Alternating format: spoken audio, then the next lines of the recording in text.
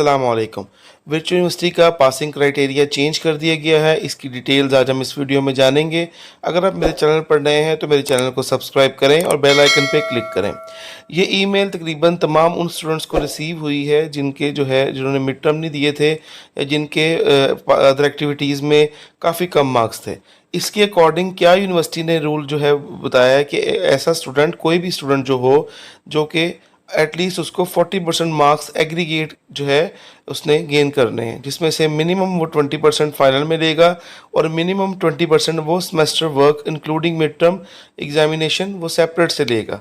इसका क्या मतलब होगा कि ऐसे वो तमाम स्टूडेंट्स जिन लोगों ने या तो मिड टर्म नहीं दिए, ठीक है, या अगर मिड टर्म दिए हैं तो उनमें मार्क्स बहुत कम है और अगर उनकी अदर एक्टिविटीज़ सबको मिला कर भी उनके 20% मार्क्स नहीं बन रहे, ठीक है, तो वो क्वालिफाई नहीं कर सकेंगे। पहले जबकि ये इम्प्लीमेंट रूल था पर ये इम्प्लीमेंट नहीं था, ठीक है, इसी वजह से तमाम स्टूडेंट्स की डे शीट को बना दिया गया था। अब जबकि इस रूल को इम्प्लीमेंट कर दिया गया है और आपकी डे शीट्स को अपडेट कर दिया गया है, आप लोगों ने क्या करना है कि आपने अपनी डे शीट को दोबारा से उसको लॉगिन करना है और उसको दोबारा से देखना है कि उसमें कौन कौन से पेपर आपके रह गए हैं और कौन कौन से पेपर आपके वो आप नहीं दे सकते, ठीक है। इसमें ऐसे भी न्यूज़ में आया है कि कुछ देखने में आया, कुछ ऐसे स्टूडेंट्स जिनके प्रैक्टिकल सब्जेक्ट्स हैं और उनकी अटेंडेंस पूरी नहीं थी या उनके मार्क्स कम थे तो उनको भी रिमूव कर दिया गया उसमें से, ठीक है। इससे क्या होगा कि आपके बहुत से स्टूडेंट्स पे बहुत ज़्यादा इसका बैडली इफेक्ट होगा, ठीक है, क्योंकि कुछ स्टूडेंट्स ऐसे हैं जो कि किसी वजह से भी पेपर नहीं दे सके, बेशक उनकी जेन्युइन रीज़न है, ठीक है, कि वैसे काफ़ी स्टूडेंट्स वो रह जाएंगे और वो अपने पेपर्स अटैम्प्ट ही नहीं कर सकेंगे, ठीक है, जबकि आपके फाइनल टर्म की वेटेज वो 60% है। अब एक और चीज़ जो बड़ी इंपॉर्टेंट है जो कि अक्सर स्टूडेंट्स को कंफ्यूज करेगी, वो ये है कि क्या पासिंग मार्क्स या पासिंग क्राइटेरिया 50% है या 40% है। तो आप ये बात याद रखें कि आपका पासिंग क्राइटेरिया 50% ही है, ठीक है, वो चेंज नहीं हुआ। अगर आप किसी सब्जेक्ट में 40% मार्क्स लेंगे तो आप उसमें फ़ेल ही कंसिडर होंगे। आपको किसी भी सब्जेक्ट में पास होने के लिए 50% मार्क्स ही लेने होंगे। ये एक मिनिमम रेंज है।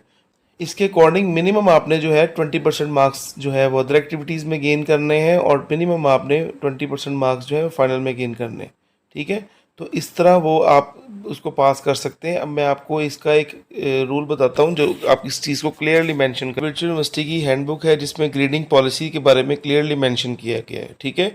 यहाँ पे आपने क्या चीज़ करनी है कि पासिंग क्राइटेरिया देखना है।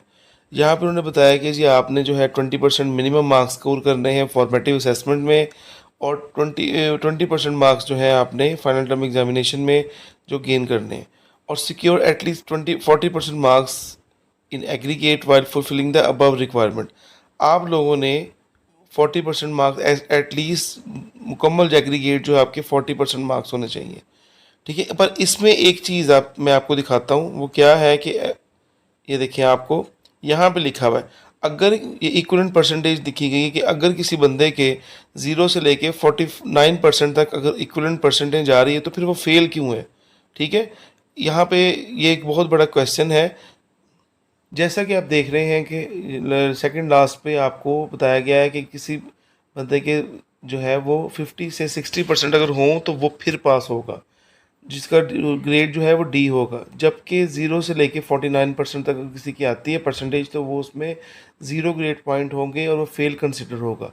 इट मीन्स कि आपने इस चीज़ के हवाले से खुश नहीं होना कि आपकी पासिंग वेटेज वो 50% से कम करके 40% कर दी गई है। ये बात याद रखें कि आप अगर किसी सब्जेक्ट में पास होना चाहते हैं तो आपको एटलीस्ट उसमें 50% मार्क्स ही गेन करने हैं। इस मरतबा 20% रूल को इम्प्लीमेंट कर दिया गया है क्योंकि पहले ये रूल था ज़रूर पर इम्प्लीमेंट नहीं हुआ था। इस वजह से अक्सर स्टूडेंट्स वो इसमें पास हो जाते थे, ठीक है। अब पर बात ये है कि आपने इस चीज़ के हवाले से रिलैक्स नहीं होना कि पासिंग क्राइटेरिया ये हमारा 40% है, वो आपका 50% ही है। आपने मेहनत अपनी पूरी करनी है। जिनकी डेट शीट्स चेंज हो गई हैं उनको यही चाहिए कि वो अब नेक्स्ट सेमेस्टर में मेहनत करें या वो यूनिवर्सिटी को मेल करें ताकि वो आपके बारे में कोई बेहतर फैसला ले सकें, क्योंकि इससे आपकी कैरियर पे इसका एडवर्स इफेक्ट होगा। Best of luck to all students for their final term exams. अल्लाह हाफिज़।